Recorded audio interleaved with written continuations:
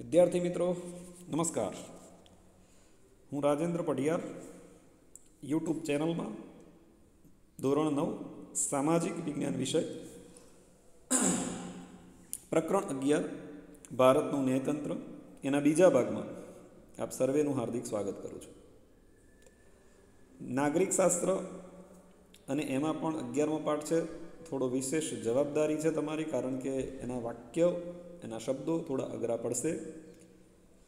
એટલે પ્રથમ ભાગમાં અને લગભગ નાગરિક શાસ્ત્રના દરેક ભાગમાં એવું કહેવામાં આવતું જ હશે કે તમારે વિશેષ જવાબદારી સાથે આમાં વિડીયો જોવાના છે, નોટ બનાવવાની છે, વાંચવાનું છે. બહુ વિશેષ ચર્ચા ન કરતાં આપણે ટુ ધ પોઈન્ટ. હવે આપણો જે પ્રશ્ન છે આ ભાગમાં એ છે સર્વોચ્ચ અદાલત એટલે કે સુપ્રીમ કોર્ટ વિશેની માહિતી. તમારી સ્ક્રીન ઉપર દેખાઈ રહી છે. એમાંથી કોઈ 2 કે 3 ગુણનો પ્રશ્ન નથી બનવાનો, પરંતુ કેટલાક હેતુલક્ષી સવાલો આપણે જોવાના છે. પહેલાં તો ભારતની સૌથી ટોપ ઉપરની અદાલત, જે તમને બધાને ખબર છે, સર્વોચ્ચ અદાલત ભારતની સૌથી મોટી ન્યાયિક સંસ્થા કહેવાય છે, કારણ કે આપણે નીચેની અદાલતોમાંથી જિલ્લામાં, ત્યારબાદ હાઈકોર્ટમાં, ત્યારબાદ છેલ્લે અહીંયા જઈ શકીએ છીએ. એના પછી કોઈ વ્યવસ્થા છે નહીં. ક્યાં આવેલી છે? તો એ દિલ્હીમાં આવેલી છે. એટલે 2 મહત્વપૂર્ણ હેતુલક્ષી તમારી સામે થઈ ગયા. એક, દેશની સૌથી મોટી ન્યાયિક સંસ્થા અથવા ન્યાયતંત્રમાં ટોચ ઉપર કઈ અદાલત આવે? તો એ સર્વોચ્ચ અદાલત એટલે કે સુપ્રીમ કોર્ટ છે. અને એ ક્યાં આવેલી છે? તો એ દિલ્હીમાં છે. હવે બીજો મહત્વપૂર્ણ પ્રશ્ન, સર્વોચ્ચ અદાલતમાં એક મુખ્ય ન્યાયમૂર્તિ હોય છે. એક મુખ્ય, જે સમગ્ર દેશના મુખ્ય ન્યાયમૂર્તિ કહી શકાય, અને એમને મદદ કરવા માટે 28 જેટલા ન્યાયાધીશો હોય છે. આ આપણે પુસ્તક આધારિત વાત કરીએ છીએ, પરંતુ આ સંખ્યાની અંદર ફેરફાર થઈ શકે છે, અને એ ફેરફાર કરવાની સત્તા સંસદની છે. એટલે કે જે 28 ન્યાયાધીશો છે એ 28 રાખવા, ઓછા કરવા કે વધારે કરવા, એ સત્તા સંસદની છે. તો આ પણ હેતુલક્ષીમાં પૂછી શકાય કે સુપ્રીમ કોર્ટમાં મુખ્ય ન્યાયાધીશ તો 1, અન્ય ન્યાયાધીશો તો 28, અને એમાં ફેરફાર કોણ કરી શકે છે? તો સંસદ કરી શકે છે. સુપ્રીમ કોર્ટના જે ન્યાયાધીશો હોય છે એની નિમણૂક રાષ્ટ્રપતિ, એટલે કે આપણા દેશનું જે સર્વોચ્ચ સ્થાન છે, રાષ્ટ્રપ્રમુખ, રાષ્ટ્રપતિ, એના દ્વારા થતું હોય છે. અને 28 જે સંસદે નક્કી કરેલા ન્યાયાધીશો છે એ સિવાય પણ રાષ્ટ્રપતિને એમ લાગે કે સર્વોચ્ચ અદાલતમાં ન્યાયિક કાર્યવાહીમાં બોજો વધી ગયો છે, એટલે કે આપણા દેશની વસ્તી આપ જાણો છો એ પ્રમાણે ખૂબ વધારે છે. સુપ્રીમ કોર્ટ 1 છે. કોઈ કારણસર એની અંદર પ્રોબ્લેમ થાય, મીન્સ કે કાર્યવાહી વધી જાય, અતિશય કામ આવી જાય, તો એ સમયે એડહોક એટલે કે અમુક સમય માટે કેટલાક વધારાના ન્યાયાધીશોની પણ નિમણૂક રાષ્ટ્રપતિ દ્વારા કરવામાં આવે છે. આગળનો પ્રશ્ન છે હેતુલક્ષી કે આ જે વરિષ્ઠ ન્યાયાધીશોની નિમણૂક શેના આધારે કરવામાં આવે છે? તો અહીંયા શબ્દ થોડો છુપાઈ ગયો છે. શ્રેયાનતા એટલે કે સિનિયોરિટી એટલે કે વરિષ્ઠતાના આધારે કરવામાં આવે છે. મીન્સ કે જેનો અનુભવ વધારે હોય છે એ લોકોને ત્યાં નિમણૂક આપવામાં આવે છે, જેમાં સિનિયોરિટીને સૌથી પ્રથમ મહત્ત્વ આપવામાં આવે છે, કે જે વ્યક્તિનો એક્સપિરિયન્સ વડી અદાલત અથવા સર્વોચ્ચ અદાલતમાં વકીલાત કે ન્યાયાધીશ તરીકેનો વધારે હોય એને પ્રથમ ત્યાં સ્થાન આપવામાં આવતું હોય છે. મુખ્ય ન્યાયમૂર્તિની નિમણૂક તો રાષ્ટ્રપતિ કરે છે, પરંતુ જે અન્ય ન્યાયાધીશો છે એમાં મુખ્ય ન્યાયમૂર્તિ અને રાષ્ટ્રપતિ ચર્ચા વિમર્શ કર્યા પછી કરે છે. એટલે પેરેગ્રાફ મિત્રો તમારી સામે મેં આખો ચર્ચા કરી લીધું. હવે એમાંથી પણ મહત્ત્વના પ્રશ્નો તમારે કયા યાદ રાખવાના થાય? તો સૌથી ટોચની ન્યાયિક સંસ્થા એટલે સર્વોચ્ચ અદાલત. બીજી છે તે ક્યાં આવેલી છે? તો દિલ્હીમાં છે. અન્ય ન્યાયાધીશોની સંખ્યા બુક આધારિત 28. નિમણૂક કોણ કરે છે ન્યાયાધીશોની? તો રાષ્ટ્રપતિ. ફેરફાર કોણ કરે છે? તો સંસદ. અને શેના આધારે નિમણૂક થાય છે? તો સિનિયોરિટી. આટલા મહત્વપૂર્ણ મુદ્દા હેતુલક્ષીમાં તમારે ધ્યાનમાં રાખવા પડશે. આશા રાખું ખબર પડી હશે. મિત્રો હવે સર્વોચ્ચ અદાલતના ન્યાયાધીશ બનવા માટે જે વ્યક્તિ નિમણૂક પામે છે એની મુખ્ય લાયકાતો કઈ હોવી જોઈએ? સમજવાની દ્રષ્ટિએ, યાદ રાખવાની દ્રષ્ટિએ અને પરીક્ષામાં પૂછાવાની દ્રષ્ટિએ આ અગત્યનો પ્રશ્ન છે. 5 લાયકાત છે, ખૂબ સરળ છે, પૂછાય પણ વધારે છે, એટલે આપણે એને યાદ રાખવાની છે. પ્રથમ, ભારતની નાગરિક હોવી જોઈએ. બીજું, ભારતના રાજ્યની કોઈ પણ વડી અદાલતમાં ન્યાયાધીશ તરીકે ઓછામાં ઓછા 5 વર્ષ સુધીની એણે સેવા બજાવેલી હોવી જોઈએ. બરાબર ધ્યાન રાખજો, આપણા દેશની કોઈ પણ વડી અદાલત 5 વર્ષ ન્યાયાધીશ તરીકેની સેવા અથવામાં છે, જો ન્યાયાધીશ ન હોય તો વડી અદાલતમાં ઓછામાં ઓછા 10 વર્ષ સુધી વકીલાત તરીકેનો એની પાસે અનુભવ હોવો જોઈએ. આ બેમાંથી એક. રાષ્ટ્રપતિના મંતવ્ય પ્રમાણે તે નામાંકિત એટલે જેનું નામ બહુ વધારે હોય એવા કોઈ ન્યાયવિદ એટલે ન્યાયના વિશેષ જાણકાર અથવા પ્રસિદ્ધ કાયદાશાસ્ત્રી, આપણે બહુ મોટા મોટા જે વકીલો કહી શકીએ એવા કોઈ વકીલ હોવા જોઈએ અને તેની ઉંમર 65 વર્ષ કે તેથી વધારે ન હોવી જોઈએ. એટલે 5 મહત્ત્વની લાયકાતો છે. સરળ શબ્દોમાં તમારી સામે રજૂ કરું તો ભારતની નાગરિક, વડી અદાલતમાં ન્યાયાધીશ તરીકેનો 5 વર્ષનો અનુભવ અથવા વડી અદાલતમાં 5 વર્ષનો વકીલાતનો અનુભવ, રાષ્ટ્રપતિના મત મુજબ પ્રસિદ્ધ ધારાશાસ્ત્રી અને 65 વર્ષથી વધારે વય ન હોવી જોઈએ. આ રીતે પણ આપ સરળ શબ્દોમાં લખી શકો છો. ખૂબ પાઠના સહેલા પ્રશ્નોમાંનો એક પ્રશ્ન છે અને પૂછાય એવો પ્રશ્ન છે, તો આપ વિશેષ ધ્યાન આપશો. હવે સમયાવધિ કરીને જે મુદ્દો આપેલો છે એની અંદર ઘણા બધા હેતુલક્ષી પ્રશ્નો સમાયેલા છે. સમયાવધિની રીતે ક્યારે પ્રશ્ન નહીં પૂછાય એમાંથી જે ઇન્ટરનલ પ્રશ્નો છે એની આપણે ચર્ચા કરીશું. બાકી બધા હેતુલક્ષી સવાલોમાં તમારે યાદ કરવાના છે.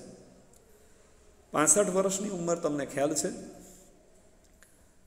સંસદ આ ઉંમરની અંદર પણ કાયદો ઘડી અને ફેરફાર કરી શકે છે.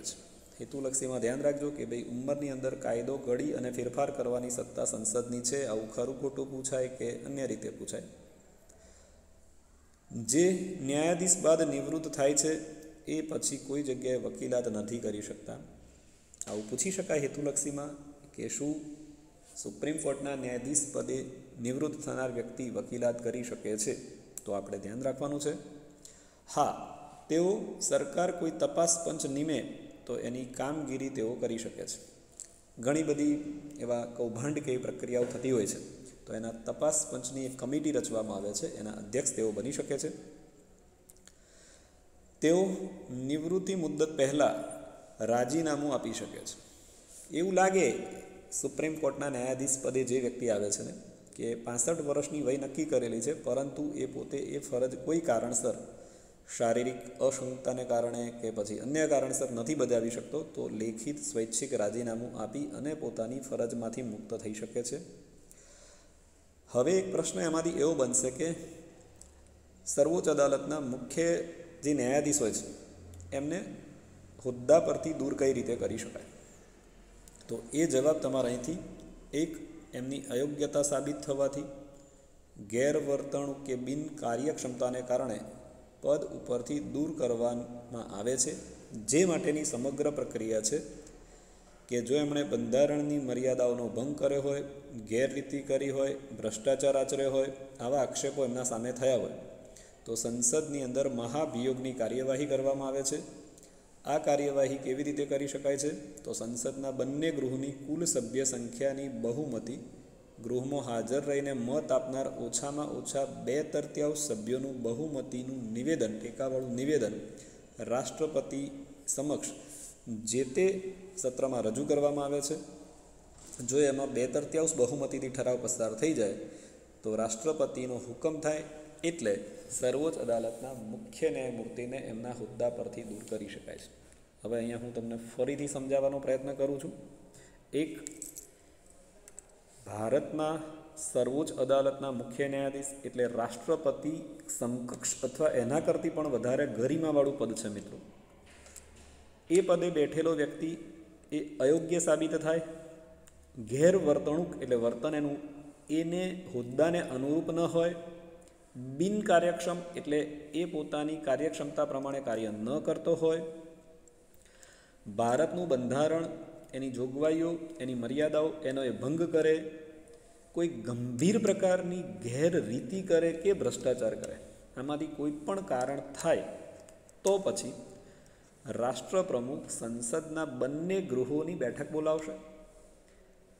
બંધારણમાં જેવી રીતે ફેરફાર કરવામાં આવ્યા છે, 8મા ચેપ્ટરમાં એક પ્રશ્ન આવ્યો તો એ પ્રમાણે બંને ગૃહની કુલ સભ્ય સંખ્યાની બહુમતી, પછી ગૃહમાં હાજર રહીને કેટલા લોકો મત આપે છે એમાંથી 2/3 બહુમતીનું ટેકાવાળું નિવેદન એટલે કે સહી સાથેનું આવેદનપત્ર રાષ્ટ્રપતિને સોંપવામાં આવે. રાષ્ટ્રપતિને એવું લાગે કે આ ઠરાવ સંપૂર્ણ બહુમતીથી એટલે કે 2/3 બહુમતીથી પસાર થઈ રહ્યો છે, તો એ આદેશ આપશે, હુકમ આપશે અને સર્વોચ્ચ અદાલતના મુખ્ય ન્યાયમૂર્તિ એમના હોદ્દા પરથી દૂર થાય છે, જે સમગ્ર પ્રક્રિયાને આપણા બંધારણમાં મહાભિયોગ તરીકે ઓળખવામાં આવે છે. તો અહીંયા 2 રીતે તમારો પ્રશ્ન બની શકે. એક કે સર્વોચ્ચ અદાલતના મુખ્ય ન્યાયમૂર્તિને કઈ રીતે હોદ્દા પરથી દૂર કરી શકાય છે, પ્રક્રિયા જણાવો તો, અથવા મહાભિયોગની કાર્યવાહી જણાવો તો તમે આટલું લખી શકો છો. હવે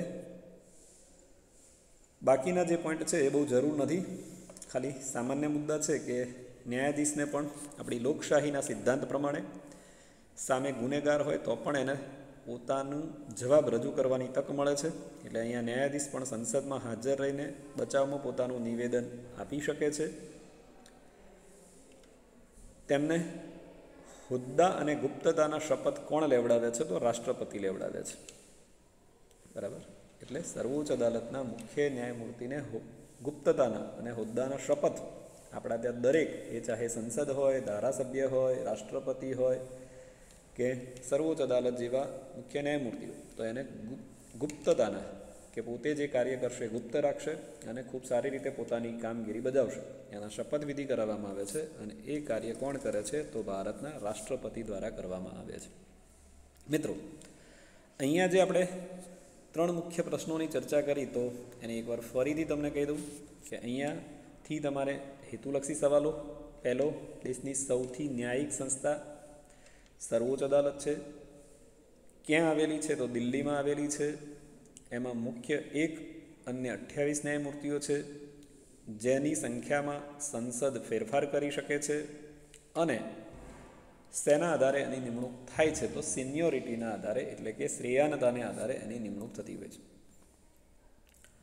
સર્વોચ્ચ અદાલતના ન્યાયાધીશ માટેની લાયકાત ભારતની નાગરિક, વડી અદાલતમાં ઓછામાં ઓછા 5 વર્ષ ન્યાયાધીશ તરીકેનો અનુભવ અથવા વડી અદાલતમાં ઓછામાં ઓછા 10 વર્ષ વકીલાત તરીકેનો અનુભવ, રાષ્ટ્રપતિના મત મુજબ પ્રસિદ્ધ કાયદાશાસ્ત્રી અને ઉંમર 65 વર્ષથી વધુ ન હોવી જોઈએ. અહીંયા એક મુખ્ય પ્રશ્ન જે લખું છું, આપ ધ્યાનમાં રહેજો કે સર્વોચ્ચ અદાલતના મુખ્ય ન્યાયમૂર્તિને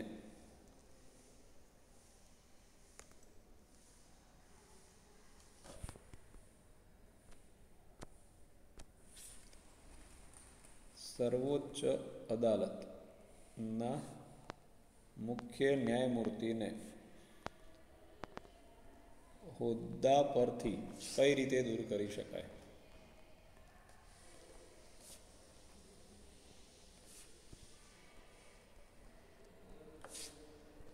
એક પ્રશ્ન બનાવવાનો છે તમારે, પણ બધું નથી લખવાનું. ક્યાંથી લખવાનું છે એ મેં તમને કહી દીધું. એનું લખાણ શરૂ અહીંથી થશે. એમની અયોગ્યતા સાબિત થવાથી લઈ અને હોદ્દા પરથી દૂર કરી શકાય છે. આટલી માહિતી તમારે એમાં લખવાની છે. બાકીના હેતુલક્ષી સવાલો છે કે એમની ઉંમરમાં સંસદ ફેરફાર કરી શકે છે, નિવૃત્તિ બાદ એઓ વકીલાત નથી કરી શકતા, તપાસ પંચની કાર્યવાહીમાં તેઓ જોડાયેલા રહી શકે છે, એમને રાષ્ટ્રપતિ ગુપ્તતાના સોગંદ લેવડાવે છે. તો અહીંયા આપણે જે મહત્ત્વપૂર્ણ પ્રશ્નો કર્યા એ 3 થયા, એટલે પોઈન્ટ 3 છે પણ પ્રશ્નો 2 થયા. એક સર્વોચ્ચ અદાલતના મુખ્ય ન્યાયાધીશની લાયકાત જણાવો અને એમને હોદ્દા પરથી દૂર કરવાની વિધિ. બાકી બધા હેતુલક્ષી સવાલો છે. સમય થોડો વધારે લઉં છું પણ કારણ છે ધીરે ધીરે સરળ રીતે સમજાવીને આપણે આગળ વધીએ છીએ. જય હિન્દ, જય ભારત.